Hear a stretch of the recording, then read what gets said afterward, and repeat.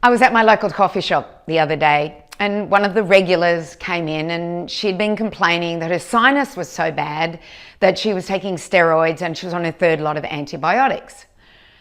And I've had this question before in my Q&As with the Changing Habits website.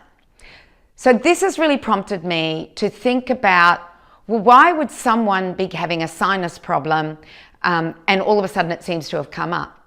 So I said to this patron at this coffee shop, I said to her, have your doctors considered the food that you're consuming? And she looked at me and she said, no. And I said, well, maybe we need to consider the food that you're consuming as opposed to starting to go and just go on to the medications.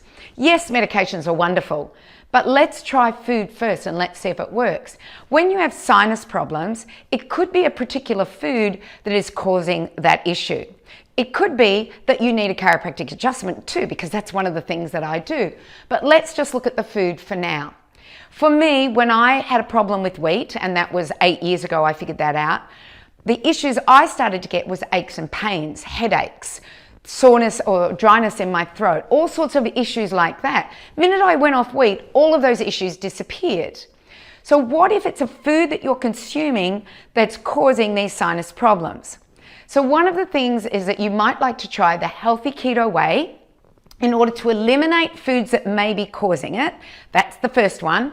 And the other one to try is the fat loss protocol. But to begin with, I would start with the healthy keto way. It's the Changing Habits Healthy Keto Way. I've written a book on it, and it will eliminate foods that could possibly causing those sinus issues. And then if that doesn't work, we go to a further elimination, which is the fat loss protocol, and then we slowly introduce the foods back into the diet and we figure out what food it is. Even reading Lab to Table and making sure that you are doing everything in the action steps after each chapter that changes the food that you're consuming may be able to help with those sinus problems. But if you want to nip it in the butt first, start one of our healthy lifestyle programs.